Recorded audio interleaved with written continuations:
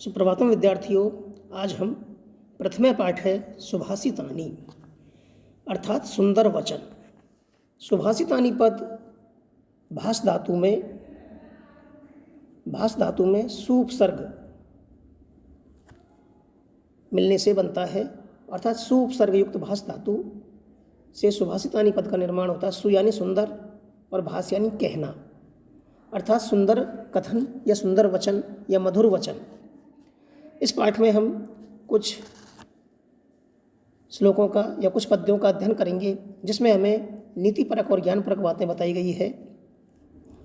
पहला श्लोक है, गुणा गुणज्ञेषु गुणा भवन्ति ते निर्गुणं प्राप्य भवन्ति दोषाः सुस्वादुतोया प्रभवन्ति नद्यः समुद्रमासाद्य भवन्ति अपेयाः।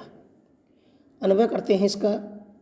गुणा गुणज्ञेषु गुणा भवन्ति, गुणा गुणज्ञेषु गुणा भवन्ति ते निर्गुणं प्राप्य दोषा भवन्ति नद्यः सुस्वादुतोया प्रभवन्ति परम ता समुद्रम आसाद्य अपेया भवन्ति। कठिन शब्दों के अर्थ देखते हैं।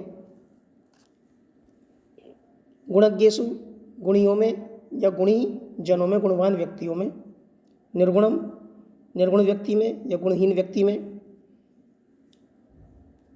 प्राप्य प्राप्त करके, दोषा दोष, सुस्वादुतोया स्वादिष्ट जल वाली, नद्य नदियाँ, प्रभवंती निकलती है, प्रभवंती भू धातु में प्र उपसर्ग लगने पर पद का निर्माण होता है।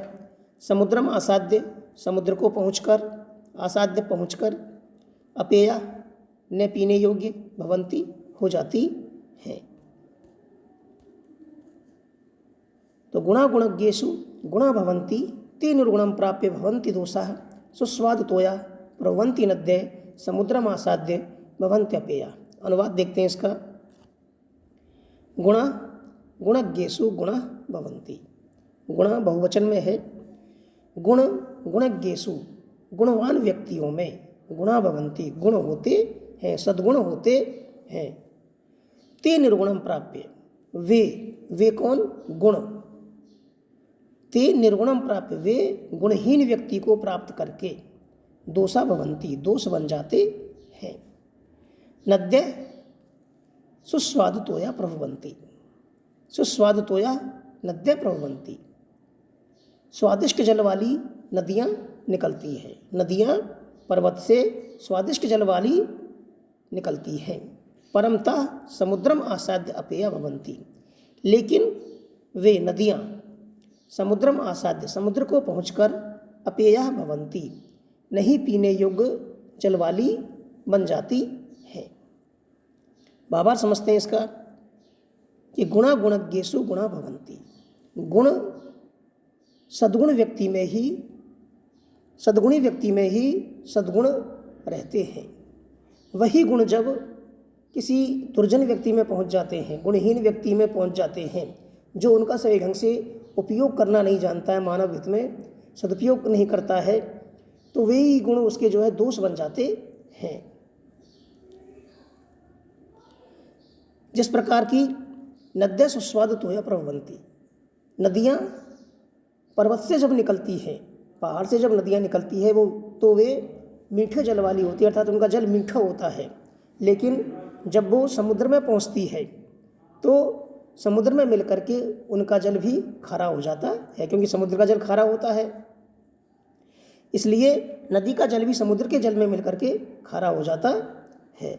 तो इस प्रकार चाहे वे गुण हैं, लेकिन जब किसी निर्गुणी व्यक्ति के पास पहुँचते हैं, अर्थात जब किसी दुर्जन व्यक्ति के पास या गुणहीन व्यक्ति के पास पहुँचते हैं, तो वे ही गुण जो है अब गुण में बदल जाते हैं, दोषों में बदल जाते हैं। आगे है, साहित्य संगीत कला विहीन साक्षात पशुपुच्छ विषाणहीन तृणम न खादन नपि जीव माने तद भागधेयम परमम पशूनाम। इसका अन्वय करते हैं। साहित्य संगीत कला विहीन नरः साक्षात पुच्छ विषाणहीन पशु तद पशूनाम परमम भागधेयम अस्ति यत् स तृणम न खादन अपि जीवमानः अस्ति। कठिन शब्दों के अर्थ हैं साहित्य संगीत कला विहीन, अर्थात साहित्य संगीत और कला से रहित, साक्षात वास्तव में, पुच्छ विषाणहीन, पूंछ व सींग से रहित, पुच्छ पूंछ, विषाण सींग, पुच्छ व सींग से रहित, पशु जानवर, तद वह पशूनाम पशुओं का, परमम अत्यधिक, भागधेयम सौभाग्य, अस्ति है, यत् की से वह, तृणम घासम घास, खादन खाता हुआ, अपि भी जीवमाने जीवित रहता है। इसका अनुवाद करते हैं। साहित्य संगीत कला विहीन, साक्षात पशु पुच्छ विषाणहीन, तृणम न खादन नपि जीवमान, तद भागधेयम परमम पशुनाम। अन्वय है, अन्वय के अनुसार हम इसका अनुवाद करते हैं। हम साहित्य संगीत कला विहीन है, साहित्य संगीत और कला से रहित नरय व्यक्ति, साहित्य संगीत और कला से रहित व्यक्ति साक्षात पुच्छ विषाणहीन पशु, साक्षात वास्तव में पूंछ व सींग से रहित पशु है, साक्षात बिना पूंछ और सींग का पशु ही है। तद पशूनाम परमम भागधेयम, वह पशुओं का परम सौभाग्य है। तद पशूनाम परमम भागधेयम, वह पशुओं का परम सौभाग्य है कि वह मनुष्य तृणम न खादन्नपि, वह घास न खाता हुआ भी जीवित है। अन्यथा पशु क्या खाते? यदि मान लीजिए जो है मनुष्य भी घास खाने लग जाते तो फिर पशुओं के लिए क्या बचता? इसका भावार्थ हम समझते हैं कि साहित्य संगीत कला विहीन है। पशुओं में और मनुष्य जानवरों में क्या अंतर है? वही खाने और सोने का काम पशु भी करते हैं और मनुष्य भी करते हैं, तो फिर अंतर क्या है? कवि कहता है कि पशु और मनुष्य में यही तो अंतर है, इसीलिए मनुष्य श्रेष्ठ है कि उनमें संगीत साहित्य और कला की समझ होती है, जबकि पशुओं में ऐसा नहीं होता है। ये कवि के विचार हैं। हालांकि यदि आप इसके अपवाद के रूप में देखोगे तो पशुओं में भी संगीत की समझ होती है। जब भगवान कृष्ण बंसी बजाते थे तो गायें जो है उनके निकट आ जाती थी, ठीक है, तो वो भी संगीत की स्वर लहरियों को समझती थी। लेकिन कभी इस प्रकार के विचार रखते हैं और ऐसा हमेशा नहीं होता है। एक कॉमन चीज़ को लेकर के कभी चलता है कि पशुओं में जो है संगीत कला आदि की समझ नहीं होती है। तो साहित्य संगीत कला विहीन नरे साक्षात पुच्छ विषाणहीन पशु, कि साहित्य संगीत और कला से रहित व्यक्ति साक्षात वास्तव में बिना पूंछ और बिना सींग का जानवर ही है। क्योंकि फिर पशु में और मनुष्य में अंतर क्या रह जाएगा? वही खाने और सोने का काम पशु भी करता है और वही खाने और सोने का काम मनुष्य भी करता है। तो अंतर क्या है? साहित्य संगीत और कला जो है वह मनुष्य के आभूषण है, वो इनसे युक्त होता है। तद भागधेयम परमम पशूनाम, तो कवि कहता है कि यह तो पशुओं का परम सौभाग्य है कि वह कौन? मनुष्य तृणम न खादन्नपि, घास नहीं खाता हुआ भी जीवित रहता है। आगे है,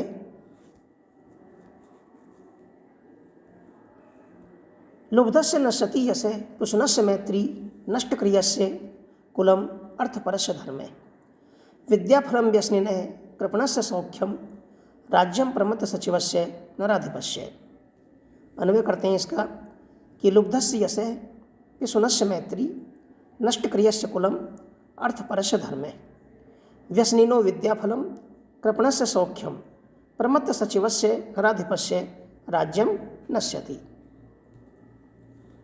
कठिन शब्दों के अर्थ है लुब्धस्य लोभी का, यश है यश कीर्ति, पिशुनस्य चुगलखोर की, मैत्री मित्रता, नष्टक्रियस्य निष्क्रिय अर्थात निकम्मे का, अर्थपरस्य धन को अधिक महत्व देने वाले का, स्वार्थी का, विद्याफलम विद्या का फल, व्यसनिनः बुरी आदत वालों का, कृपणस्य कंजूस का, सौख्यम सुख, प्रमत्त प्रमाद से युक्त उन्मत्त, सचिव मंत्री, नराधिपस्य राजा का नश्यति नष्ट हो जाता है। अनुवाद देखते हैं। तो लुब्धस्य नश्यति यशः पिशुनस्य मैत्री। लुब्धस्य यशः अर्थात लोभी व्यक्ति का, लुब्धस्य लोभी लालची व्यक्ति का यश कीर्ति, पिशुनस्य मैत्री और चुगलखोर व्यक्ति की मित्रता, नष्ट क्रियस्य कुलम। नष्ट क्रियस्य जिसकी क्रिया नष्ट हो गई है, नष्ट क्रियस्य जिसकी क्रिया नष्ट हो गई है अर्थात जो कर्महीन है, निकम्मा है, अकर्मण्य है, उसके कुलम, उसका कुल, वंश, अर्थपरस्य धर्म है। और स्वार्थी व्यक्ति का धर्म अर्थात जो केवल धन को ही महत्व देता है, अर्थपरस्य जो केवल अर्थ यानी धन, जो केवल धन को ही महत्व देता है उस व्यक्ति का धर्म।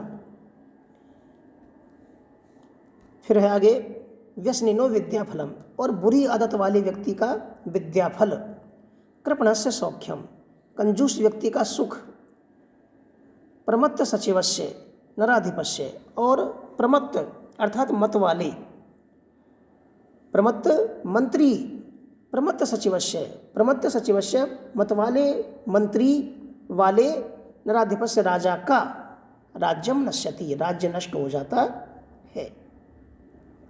किस किस का क्या नष्ट हो जाता है कि लोभी व्यक्ति का तो यश नष्ट हो जाता है, उसकी कीर्ति नहीं रहती है जो लोभी और लालची होता है। पिशुनस्य मैत्री चुगलखोर व्यक्ति की मित्रता नष्ट हो जाती है, उससे कोई मित्रता करना पसंद नहीं करता है क्योंकि उन सबको पता चल जाता है कि ये चुगलखोर है, ये हमारी बातों को जाकर के दूसरों को लगा देगा, दूसरों को बता देता है, इस प्रकार उससे कोई मित्रता करना पसंद नहीं करता है। नष्ट क्रियस्य कुलम निकम्मे व्यक्ति का, कर्महीन व्यक्ति का कुल, वंश नष्ट हो जाता है। जो कर्म ही नहीं करेगा उसका कुल वंश कैसे चलेगा। अर्थपरस्य धर्म है और जो केवल धन को ही सब कुछ समझता है, जो धन कमाने में लगा हुआ है, धर्म अधर्म का विचार नहीं करता है धन को कमाने में, उसका धर्म नष्ट हो जाता है। व्यसनिनो विद्याफलम और बुरी लत वाले, बुरी आदत वाले व्यक्ति का विद्याफल नष्ट हो जाता है। किसी भी व्यक्ति को या छात्र को बुरी आदत लग जाती है किसी प्रकार की तो उसका विद्याफल नष्ट हो जाता है। कृपणस्य सौख्यम कंजूस व्यक्ति का सुख और प्रमत्त सचिवस्य नराधिपस्य प्रमत्त मन वाले अर्थात ऐसे मंत्री जो प्रमाद से युक्त हैं, उस मंत्री वाले राजा का राज्य नष्ट हो जाता है। तुलसीदास जी रामायण में लिखते हैं रावण के लिए कि सचिव वैद्य गुरु तीन जो प्रिय बोलई भयास, राज धर्म तन तीन कर होई बेग ही नाश। कि सचिव अर्थात मंत्री, सचिव वैद्य गुरु तीन जो, वैद्य चिकित्सक और गुरु किसी भी प्रकार से सच बात को नहीं कह करके प्रिय बोले भयास, चाहे तो भय के कारण या किसी आशा के कारण, कुछ मिलने की आस के लिए, लालच के लिए, यदि प्रिय बोलते हैं अर्थात जो सत्य बात होती है उसको नहीं बताते हैं तो राज धर्म तन तीन करे। मंत्री, ऐसा मंत्री जो सही बात नहीं बताता राजा को, उसका तो क्या राजधर्म नष्ट हो जाता है। और सचिव वैद्य गुरु तीन जो कहते हैं कि राजधर्म तन तीन कर, गुरु जो सही बात नहीं बताता है तो शिष्य का धर्म नष्ट हो जाता है, और चिकित्सक यदि सही बात नहीं बताता है तो शरीर का नाश हो जाता है। तो इस प्रकार यही बात कही गई है कि प्रमत्त सचिवस्य नराधिपस्य, प्रमत्त मन वाले अर्थात जो प्रमाद से युक्त है, ऐसे मंत्रियों का सलाहकार, यदि उनके किसी राजा के ऐसे मंत्री हैं जो प्रमाद से युक्त हैं, जो अच्छे बुरे का ज्ञान नहीं रखते हैं और राज्य का हित नहीं चाहते हैं, तो उनकी सलाह लेकर के काम करने वाले राजा का राज्य नष्ट हो जाता है। आगे है पीत्वा रसम तु कटकम मधुरम समानम माधुर्यमेव जनियेन मधुमक्षकासौ सप्तस्तथैव संतस्तथैव समसज्जन दुर्जनानाम श्रुत्वा वचः मधुर सुक्ति रसम सृजन्ति। अन्वय करते हैं इसका कि असौ मधुमक्षकातु, असौ मधुमक्षकातौ तु कटुकम रसम मधुरम समानम पीत्वा माधुर्यम एव जनियेत तथा एव संतः समसज्जन दुर्जनानां वचः श्रुत्वा मधुर सूक्ति रसम सृजन्ति। असौ वह मधुमक्षिकासौ, मधुमक्षिका प्लस असौ, संधि विच्छेद क्या हुआ इसका, मधुमक्षिका प्लस असौ, तू तो, मधुमक्षिका मधुमक्खी, कटुकम कड़वे, रसम रस को, मधुरम समानम मधुर के समान, मीठे के समान, पीत्वा पीकर, माधुर्यम मधुरता, शहद, एव ही जनियत पैदा करती है, उत्पन्न करती है, तथा उसी प्रकार एव ही संतः संत सज्जन लोग, समसज्जन सज्जनों के समान, दुर्जना नाम दुष्टों के, दुर्जनों के वचः वचनम वचनों को, श्रुत्वा सुनकर, मधुर सुक्ति रसम मधुर सूक्तों के रस वाली मधुर सुक्ति रूप रस का सृजंती निर्माण करते हैं या बोलते हैं। बहुत ही अच्छा श्लोक है, बहुत अच्छी बात इसमें बताई गई है कि पीत्वा रसम तु कटको मधुरम समानम माधुर्यमेव जनियेत मधुमक्षिकासौ। जनियेन संधि विच्छेद है, जनियेत प्लस मधुमक्षिका प्लस असौ, जनियेत प्लस मधुमक्षिका प्लस असौ, तो असौ मधुमक्षिका तो, वह मधुमक्खी तो, कटुकम रसम मधुरम समानम पीत्वा, कड़वे रस को मधुरम समानम पीत्वा, मीठे के समान मधुर के समान पीकर, माधुर्यम एव जनियेत, मधुरता को ही जन्म देती है, मधुरता ही उत्पन्न करती है, अर्थात शहद उत्पन्न करती है, तथा एव उसी प्रकार ही संत है सज्जन पुरुष, सज्जन लोग, सज्जन संतः सम सज्जन दुर्जना नाम, दुर्जन व्यक्तियों के वचः श्रुत्वा, सज्जन लोग भी जो होते हैं, संत पुरुष भी जो होते हैं, वे दुर्जन व्यक्तियों के दुष्ट वचनों को सज्जनों के वचनों के समान सुनकर मधुर सुक्ति रस सृजंती, मधुर सुक्ति रस का ही सृजन करते हैं, अर्थात उनको आशीर्वाद ही प्रदान करते हैं। क्या कहते हैं कि इसका भावार्थ हम समझते हैं कि असौ मधुमक्षिका तो, वह मधुमक्खी तो, कटुकम रसम मधुरम समानम पीत्वा, कड़वे रस को मधुर के समान पीकर, माधुर्यम एव जनियेत, मधुरता अर्थात शहद ही उत्पन्न करती है, तथा एव संतः उसी प्रकार ही सज्जन लोग, दुर्जना नाम वचः श्रुत्वा, दुर्जन लोगों के दुष्टों के वचनों को, समसज्जना नाम समसज्जन सज्जनों के वचनों के समान सुनकर, मधुर सुक्ति रसम सृजंती, मधुर सुक्ति रस का सृजन करते हैं, अर्थात मधुमक्खी जो है जब शहद का निर्माण करती है उसके लिए फूलों का रस जो है चूसती है, तो वह यह नहीं देखती है कि इस फूल का रस कड़वा है अथवा मीठा है, वह कड़वे रस वाले फूलों को भी उसी भाव से चूसती है जिस प्रकार की वे मीठे रस वाले फूलों को चूसती है, और कड़वे रस को पी करके भी वह शहद ही उत्पन्न करती है, उसका शहद कभी कड़वा नहीं होता है, मीठा ही होता है। उसी प्रकार जो सज्जन लोग होते हैं, जो संत पुरुष होते हैं, वे दुष्ट लोगों के दुर्वचनों को सुनकर के भी, कठोर वचनों को भी सुनकर के भी, और मधुर सुक्ति रस उनको आशीर्वाद ही प्रदान करते हैं, मीठे वचन ही बोलते हैं। वे दुर्जन लोगों के वचनों को भी सज्जन लोगों के वचनों के समान ही सुनते हैं। आगे है विहाय पौरुषम यो हि देवम अवलंबते प्रासाद सिंहवत तस्य मूर्धनि तिष्ठन्ति वायसा। अन्वय है इसका, विहाय पौरुषम यो हि देवम एव अवलंबते प्रासाद सिंहवत तस्य मूर्धनि वायसा तिष्ठन्ति। कठिन शब्दों के अर्थ है विहाय एक तरफ छोड़कर, पौरुषम अपनी ताकत और साहस को, यो जो कोई, देवम भाग्य नियति एवं इसके स्थान पर, अवलंबते निर्भर करता है, रहता है, प्रासाद महल सिंहवत शेर के समान, तस्य उसके मूर्धनि सिर पर, बायसा कौवे तिष्ठन्ति बसेरा करते हैं या रहते हैं। इसमें पुरुषार्थ के बारे में बताया गया है, बहुत अच्छा श्लोक है कि परिश्रम हमें करना चाहिए, पुरुषार्थ करना चाहिए, इसके बारे में इसमें बताया गया है कि विहाय पौरुषम यो हि देवम अवलंबते। जो व्यक्ति विहाय पौरुषम अपने पौरुष को, अपने पराक्रम को, अपने साहस को, अपनी ताकत को विहाय छोड़कर,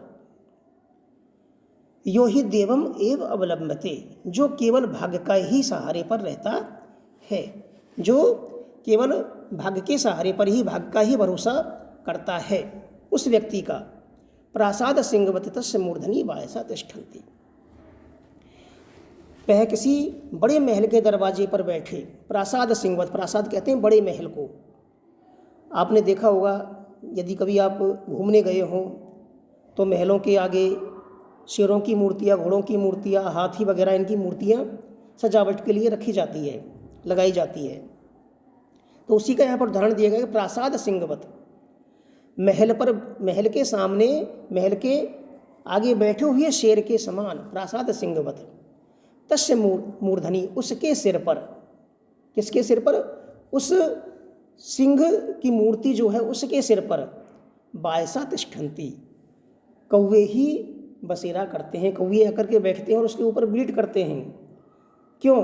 क्योंकि वो शेर जो है वो पत्थर का है, वह अकर्मण्य है, उसमें क्रियाशीलता नहीं है, उसमें पौरुष नहीं है, उसमें ताकत नहीं है, साहस नहीं है, पराक्रम नहीं है, इसलिए उसके ऊपर कौवे बैठते हैं और उसके ऊपर ब्रीड करते हैं। तो यही स्थिति मनुष्य की हो जाती है जब वह अपने पौरुष को त्याग देता है, काम नहीं करता है, क्योंकि हम जानते हैं कि उद्यमे नहीं सिद्ध्यन्ति कार्याणि न मनोरथै। कार्य जो होते हैं वे परिश्रम से सिद्ध होते हैं, केवल मनोरथ करने से नहीं। यही बात यहाँ पर कही गई है कि जो मनुष्य पौरुष को त्याग करके, अपने ताकत के, अपनी साहस को त्याग करके, अपने पराक्रम को त्याग करके, परिश्रम को त्याग करके देवम एव अवलंबिते, केवल भाग्य के भरोसे पर ही रहता है, भाग्य भरोसे ही जो है सोचता है कि जो होगा, नियति पर सब कुछ छोड़ देता है, नियति पर ही निर्भर रहता है, उसका वही हाल होता है जो शेर का होता है। कौन से शेर का? जो पत्थर का शेर महल के आगे लगा रहता है। प्रासाद सिंहवत, महल, वह किसी बड़े महल के दरवाजे पर बैठे हुए उस शेर की मूर्ति के समान हो जाता है, जिसके सिर पर कौवे अपना बसेरा बना लेते हैं, अर्थात उससे कोई भी भयभीत नहीं होता है, क्योंकि पत्थर के शेर से कौन डरेगा। तो इस प्रकार जो व्यक्ति कर्म नहीं करता है, जिसके पास साहस नहीं, अपनी ताकत नहीं, जिसने अपने स्वाभिमान को खो दिया है, अपनी ताकत को, अपने साहस को जो भूल चुका है, उस व्यक्ति का किसी के मन में भय नहीं रहता है और इस प्रकार उसकी कोई परवाह नहीं करता है। आगे है कि पुष्प पत्र फलक छाया मूल बलकल दारु भी धन्या महीरूहा ये शाम विमुख यान्ति नार्थिने। अन्वय है, पत्र पुष्प फल छाया मूल बलकल दारु भी एते महीरूहा धन्या ये शाम अर्थिने विमुख न यान्ति। कठिन शब्दों के अर्थ हैं पत्र, पत्ता, पुष्प, फूल, छाया, छांव, मूल, जड़, बलकल, पेड़ की छाल, दारू भी लकड़ियों से, एते ये, महीरूहा वृक्ष, धन्या महान, ये शाम जो, अर्थिना प्रार्थना करने वाले, याचक, विमुख है मुँह ने मोड़ना, न नहीं यान्ति होते हैं। विमुख यानी मुँह मोड़ना, ठीक है, विमुख होना। इसमें वृक्षों की महिमा को बताया है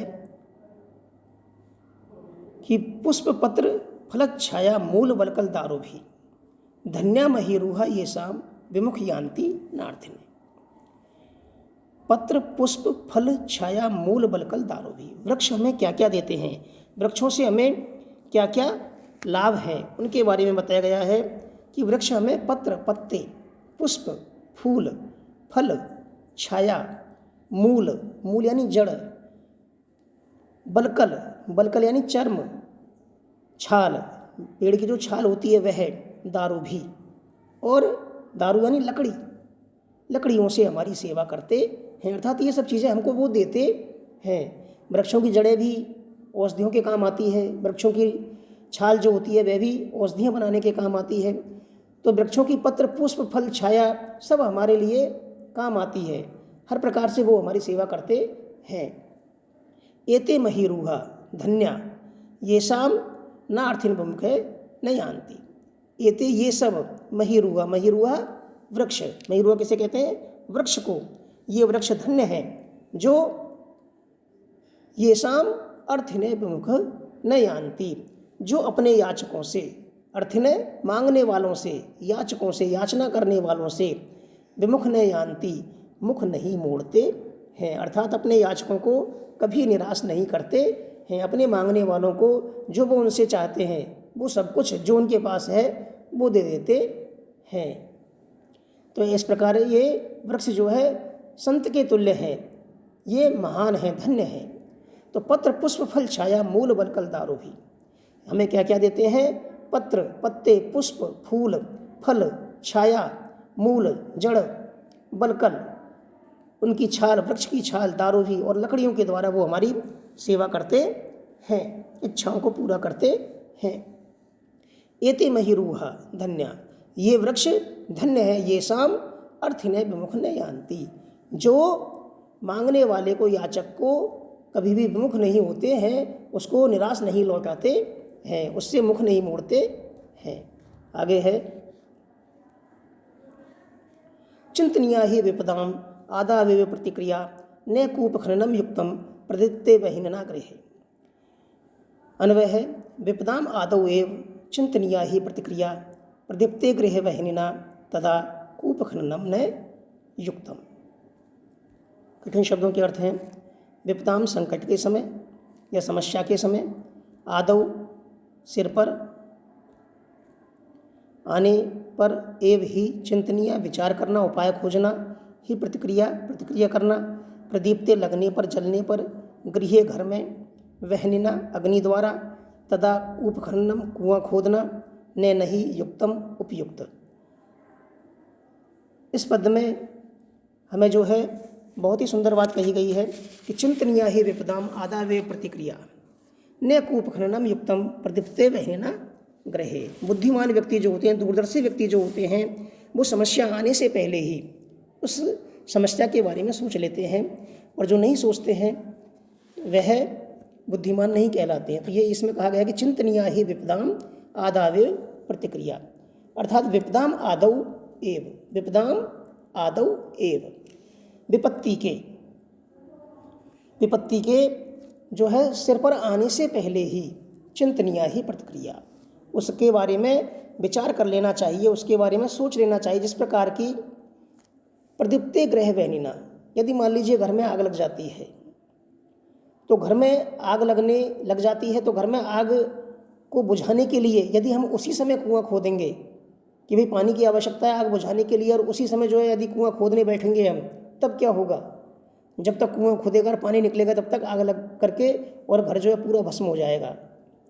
तो इस उदाहरण के द्वारा इसको समझाया गया है कि प्रदीप्ते गृहे वहनिना तदा कूप खननम में युक्तम, घर में आग लग जाने पर कुआं खोदना उपयुक्त नहीं है, अर्थात उससे पहले ही हमें समस्या आने वाली है, उस समस्या से पहले ही हमें जो है उसके बारे में विचार कर लेना चाहिए, उसका समाधान कर लेना चाहिए। यदि हमारे पास पहले से ही कुआं है, यदि हमारे पास पहले से कुएं में पानी है, तो घर में लगी हुई आग को हम आसानी से बुझा सकते हैं। अगर उसी समय हम आग को बुझाने के लिए कुआं खोदेंगे तो निश्चित रूप से हम अपने कार्य में सफल नहीं हो पाएंगे।